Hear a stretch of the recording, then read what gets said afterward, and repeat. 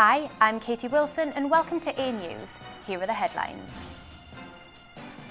An American Airlines plane and Black Hawk helicopter collided mid-air near Washington, D.C. area airport. The situation remains tense in the Democratic Republic of Congo. President Felix Tshisekedi vows to reclaim the city of Goma. Turkey, Azerbaijan and Uzbekistan signed the Ankara Declaration, reaffirming their commitment to regional cooperation.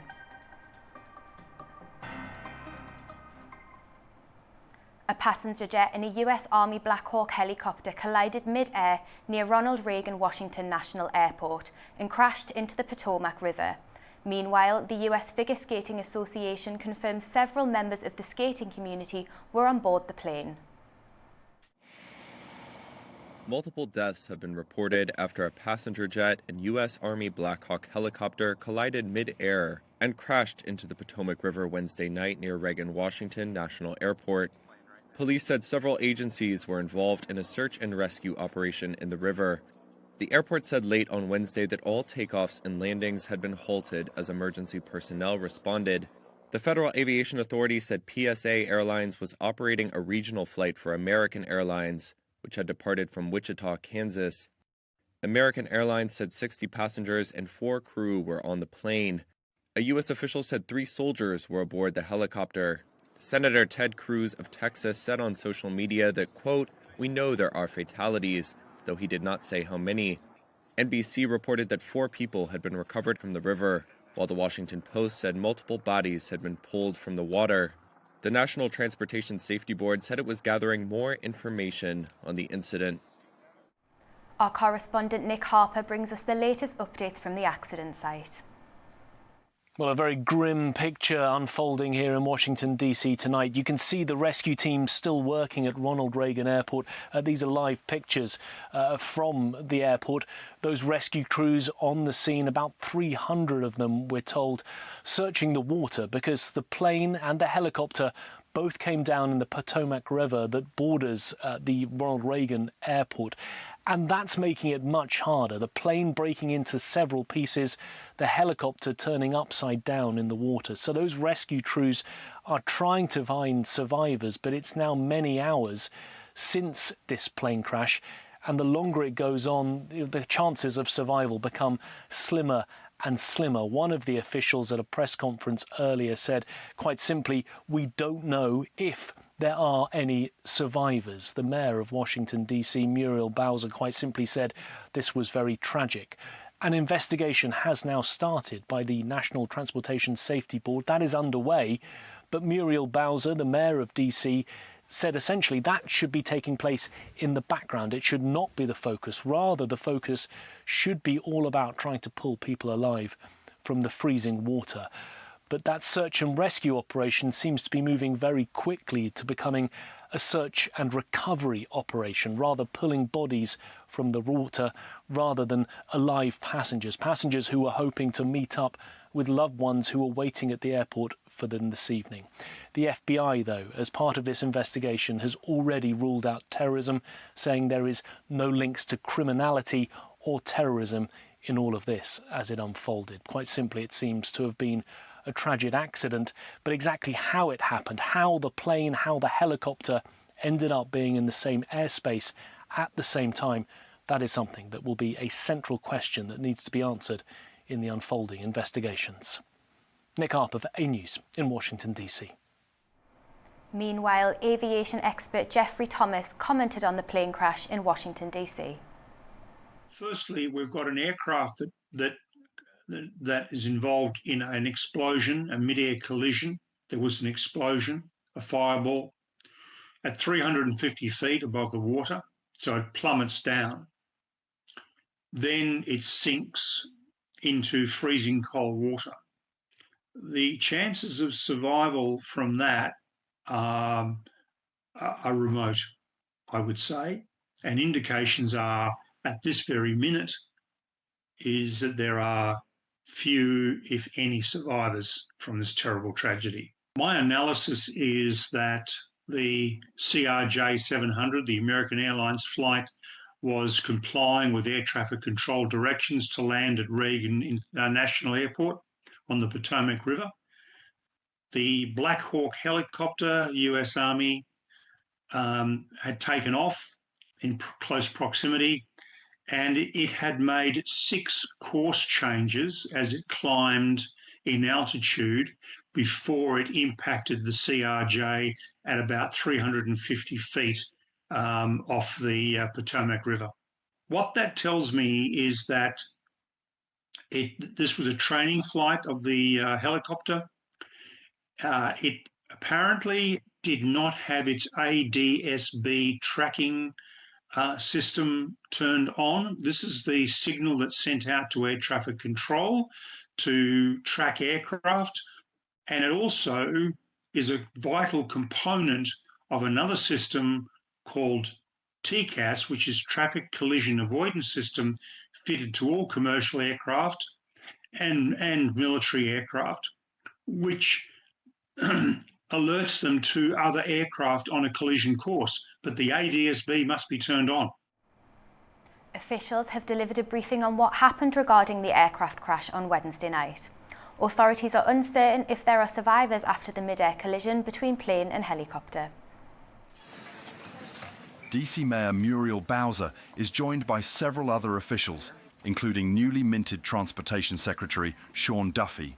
Muriel Bowser would not say whether any bodies were recovered from the crash. Our fire department, DC Fire and EMS, supported by fire departments and police departments from across the Washington metropolitan region, are executing a rescue operation in the Potomac River. They are working diligently in very dark and cold conditions, cold water, to execute this rescue operation. We have had the opportunity to be briefed by American Airlines officials. I'm told that American Airlines leadership is on the way to Washington as well, and officials are in the airport talking to families now. We do have a 1-800 number where families should contact us. Should contact American Airlines for more information, and we will be providing that information shortly. I am going to turn to a number of officials to provide as much information as we can this evening, and we expect to have more frequent briefings at daylight. About 300 responders are working on the rescue, Fire and EMS Chief John A. Donnelly says. 8:58, the first units arrived on the scene and found an aircraft in the water and began rescue operations. This incident has grown. There's currently about 300 responders working. We have boats from all throughout the region, police and fire boats. We have a mutual aid agreement in Washington, D.C., the National Capital Region Mutual Aid Agreement administered by the Metropolitan Washington Council of Governments, and we're all operating under that. We're operating under a unified command. Everybody's together. So we also have requested state police helicopters from Maryland, and the Coast Guard helicopter is working. So this is a state and federal response as well. U.S. Coast Guard's got some boats in the water as well. So it's a highly complex operation. The conditions out there are extremely rough for the responders. It's cold. They're dealing with relatively windy conditions. Wind is hard out on the river. So they're out there working. We're doing everything we can to keep them safe. Senator of U.S. Jerry Moran, a Republican from Kansas, says the crash is a very personal circumstance.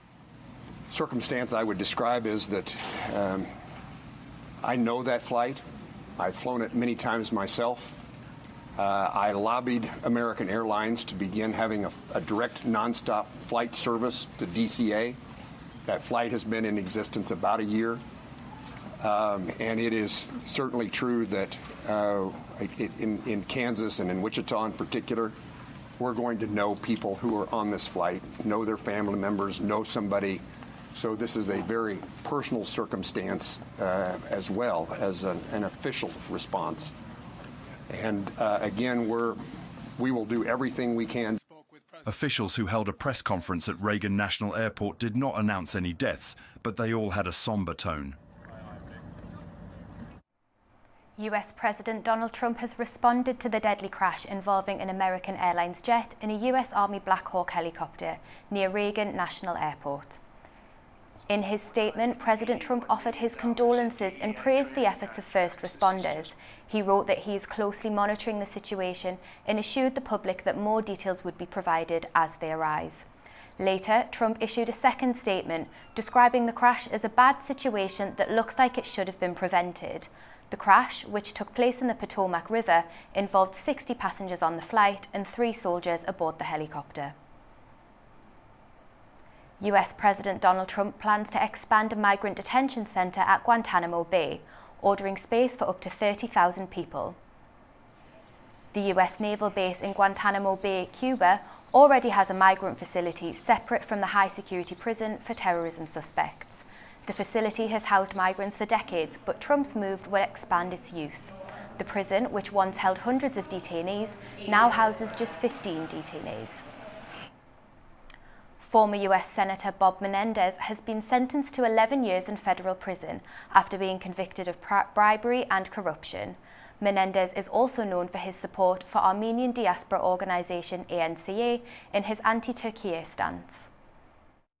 Former US Senator Bob Menendez was found guilty of accepting bribes, including gold bars and large sums of cash, in exchange for political favors benefiting businessmen connected to Egypt and Qatar.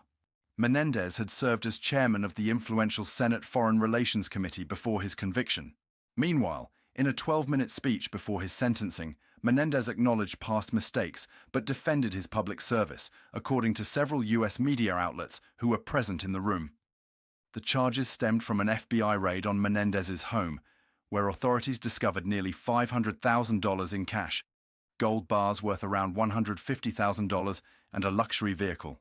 Menendez's wife, Nadine, who is facing her own trial, was linked to the case, though defense lawyers sought to shift the blame. Menendez's conviction also involved 2 businessmen, Wael Hana, an Egyptian-American, and Fred Dybes, a real estate developer, both of whom were sentenced to prison on Wednesday. A third accomplice, Jose Uribe, had pleaded guilty earlier and assisted investigators. US Secretary of Defense Pete Hegseth posted on X today about his introductory call with Israeli Minister of Defense Israel Katz. Hegseth reaffirmed the strong, unbreakable bond between the US and Israel, stressing America's unwavering support for Israel's security under President Trump's leadership.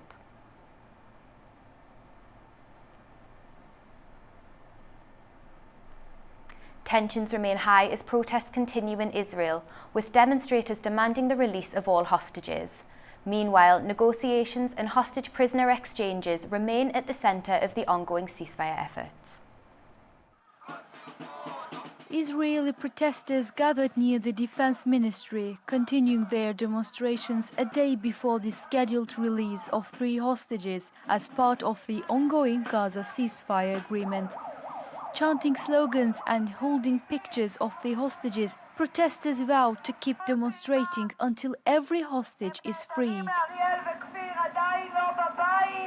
We're waiting so much to Agam to come back home. She's supposed to come tomorrow. She's the last one. That's the last soldier, the girls. That's supposed to come tomorrow, and we're waiting for her so much. For her, to Arbel, and to everyone, and we'll keep coming over until the last one will come. We won't give up.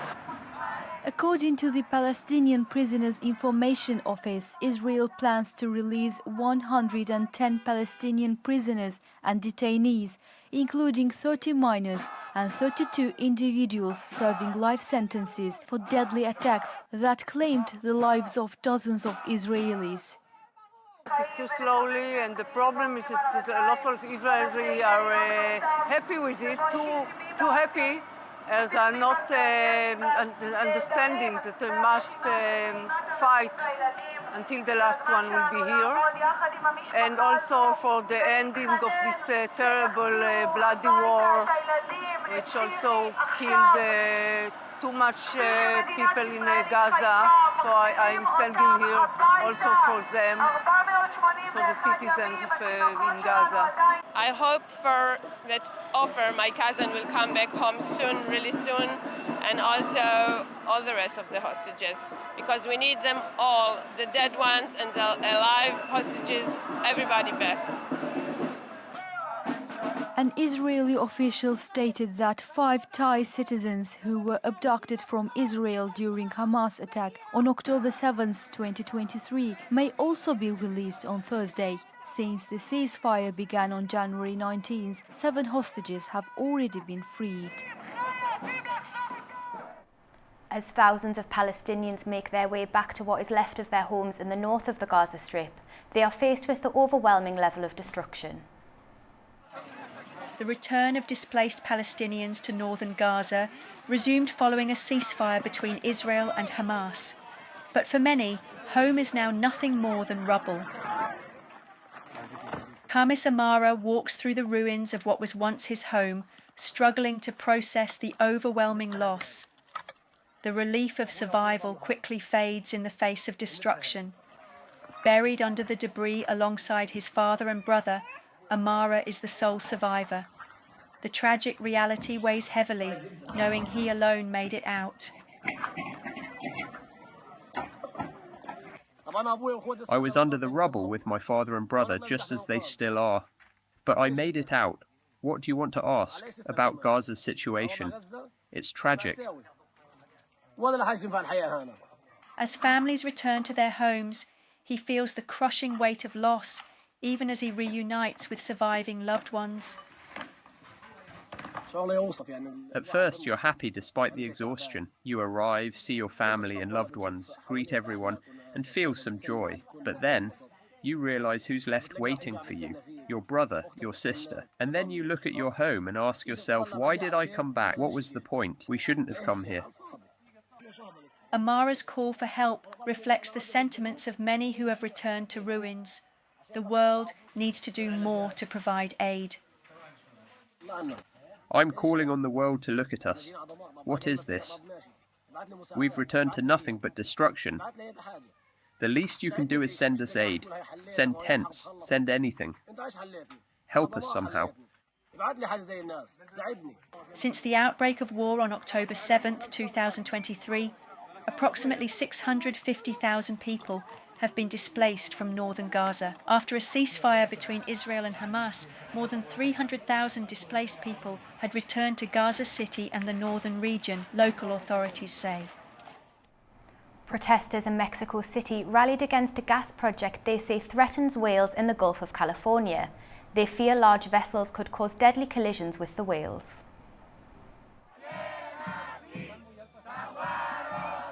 The protest in Mexico was organised by environmental groups who are raising concerns over a gas export project in the Gulf of California. The project, led by Saguaro Energia, plans to use deep-sea vessels to transport liquefied natural gas from Sonora to Asia. Activists warn that these massive vessels could collide with whales, which use the Gulf for breeding and resting. Pablo Montano, a coordinator at Conexiones Climáticas, spoke out about the risk. Whales would now be in contact with deep-sea vessels, something that doesn't currently exist in the Gulf of California. The main cause of death for whales is collisions with large vessels. The Gulf is home to a rich ecosystem, including 39% of the world's sea mammals, with humpback, grey and blue whales at risk. Protesters argue the project would contribute to significant emissions, affecting not just marine life, but the planet's climate. The situation remains tense in the Democratic Republic of Congo. President Felix Tshisekedi has vowed to reclaim the city of Goma, which recently fell under the control of M23 rebels. Meanwhile, government-hired mercenaries have surrendered, and Rwanda is calling for a ceasefire in the region. Democratic Republic of Congo, President Felix Tshisekedi has announced a strong and coordinated response to reclaim the city of Goma, which was seized by M23 rebels earlier this week. In a televised address, Tshisekedi labelled M23 a terrorist group and accused Rwanda of supporting the insurgents. He stated that he had convened emergency meetings with government and military officials to assess the situation and discuss countermeasures. Simultaneously, nearly 300 foreign mercenaries hired by the Congolese government surrendered to the rebel group. Initially recruited to strengthen the country's underfunded and poorly organized army, the mercenaries reportedly worsened the conflict due to a lack of coordination. The trapped mercenaries surrendered to UN peacekeepers and were repatriated through Rwanda. Before crossing the border, one of them was publicly reprimanded by an M23 spokesperson in front of journalists. Providing an update on the situation in Congo, the UN spokesperson stated, "Clashes continue in surrounding areas, including Sake, located northwest of Goma. While the security situation in the area has somewhat stabilized, sporadic shooting persists and the overall humanitarian crisis remains severe." In the capital, Kinshasa, the situation is also calm today, despite the calls for protests that we have seen. The main roads are reported to be empty and supermarkets are closed due to the high risk of looting. That's what our colleague in the peacekeeping mission are reporting. You will also remember that a few days ago we paid tribute to 3 UN peacekeepers who were killed in the last few days. The humanitarian crisis in Congo is worsening, with increasing violence and looting severely hindering aid deliveries. Restrictions on relief operations remain in place. The UN has expressed concern over the limitations obstructing aid distribution. The violence and looting of humanitarian warehouses has continued today in Goma, impacting both the ability of aid workers to respond as well as obviously putting them at risk. Since the escalation of fighting, our humanitarian partners have recorded more than 2,000 injuries caused by weapons and explosive shrapnel. Humanitarian workers are treating injuries where possible.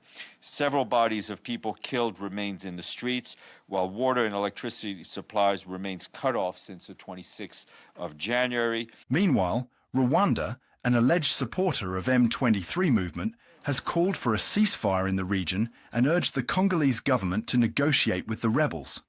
However, the Rwandan government has denied any involvement in the conflict. According to Rwanda's foreign minister, fighting in Goma has ceased since the city is now under M23 control. Residents of Goma report that looting and sporadic gunfire are still ongoing. The Congolese government considers M23 a terrorist group and refuses to engage in direct negotiations with them. Reports suggest that the rebels are advancing south from Goma, attempting to expand their controlled territory. Videos circulating on social media show armed fighters moving along the M23's reported route, although it remains unclear which side they belong to. Turkey, Azerbaijan and Uzbekistan signed the Ankara Declaration, reaffirming their commitment to regional cooperation and support for Azerbaijan's post-conflict reconstruction efforts in Karabakh and East Zangezur. The agreement signed by Foreign Minister Hakan Fidan, Azerbaijani Foreign Minister Ceyhun Bayramov and Uzbekistan's Bakhtiyor Saidov underscores the three nations' continued backing of each other's sovereignty, territorial integrity and internationally recognized borders. Speaking at a joint press conference in Ankara following the signing, Hakan Fidan emphasized the significance of the Middle Corridor, an alternative trade route linking Asia and Europe.